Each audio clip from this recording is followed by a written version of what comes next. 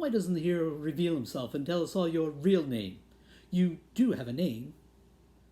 My name is Gladiator.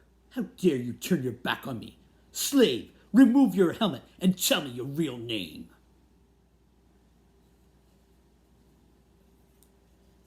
My name is Flinnicus Gluteus Maximus, teacher at Riverview High School, leader of the Abbey Road Mafia. I'm the loyal servant to the one true football coach, Kevin Jones. I'm a teacher of modern history, teacher of ancient medieval history, and I will have my vengeance on Guy Meservier in this life or the next. G'day everybody, and welcome to another edition of History Minutes with Mr. Flynn. If you haven't quite figured it out yet, today's topic is gladiators. Now, why are they called gladiators? Well, their name derives from the sword that they used in the original fights, which was called the gladius. So you have the gladius and gladiators. Who were the gladiators? Well, there were many different people, but a lot of times they were captured enemies, sometimes they were slaves, sometimes they were people who owed money, sometimes they were just people who loved to fight, and sometimes they were the Christians. Well, before Rome became the center of the Christian faith. Now, despite this background, this dubious background of some of the gladiators, they were the sports icons of the ancient Rome. They were so popular that if Topps trading cards were around around during the ancient world, then the gladiators would have been all over all these trading cards. They were so popular that sometimes the sweat was collected from the gladiators and sold as aphrodisiacs. Crazy, huh? Gladiators, at least in the city of Rome, they fought in the Colosseum in front of about 50,000 people. Yeah, that's right. The Colosseum could hold 50,000 people. That's amazing for the ancient world. That's how good they were at building things, I guess. So they would fight in front of all these people. But why were they so popular? How could they get 50,000 people in there? And why did the government allow this sort of thing to happen? Well, some historians believe that it was just because it kept the people happy. It made them forget about their problems just for a little bit of time. And that's basically what modern entertainment is for today. Back in the ancient world, they would forget about their poverty, they'd forget about their hunger, and this would make them happy and would keep them in line for the government, so there'd be less chance of rebellion and things like that. The gladiators didn't always fight to the death.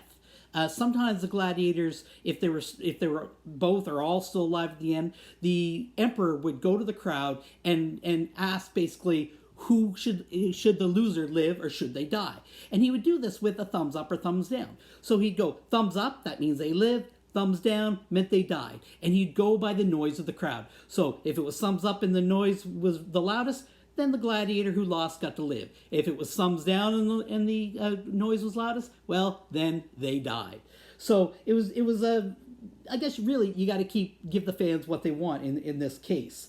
So it's important to do that, especially nowadays when there's not many sports to watch. The Colosseum did not just feature one-on-one fights. They sometimes had reenacted epic battles, like in the movie Gladiator. They'd reenact epic battles and tell a little bit of history at the same time. Sometimes, and this is kind of cool about the Colosseum, the floor of the Colosseum could be flooded, and they could have naval battles. So they had gladiators fighting from boat to boat and things like that. So that's pretty amazing for ancient technology, that they could flood the floor and have boats in the middle of the Colosseum and have that kind of thing, almost like pirates. I think that's kind of cool. They'd also bring in exotic animals from all over the Roman Empire, and they'd either hunt them or fight them. And sometimes they even had gladiator games at night. Now you may be saying, well, how did they light up the darkness during these times? Well, this is a little crazy, but sometimes they would take Christians, tie them to posts, and light them on fire. Yeah. It wasn't really good to be a Christian before Christianity became the center of before Rome became the center of the Christian faith. So Christians were really treated horribly by the Romans before that time. There's much more that I need to tell you about gladiators, but there's the different weapons, the different types of gladiators, but those are things that I think you should investigate on your own. Learn a little bit more about gladiators on your own. It's really an interesting topic to learn from. And so do that, learn on your own, and until next time, stay safe and take care.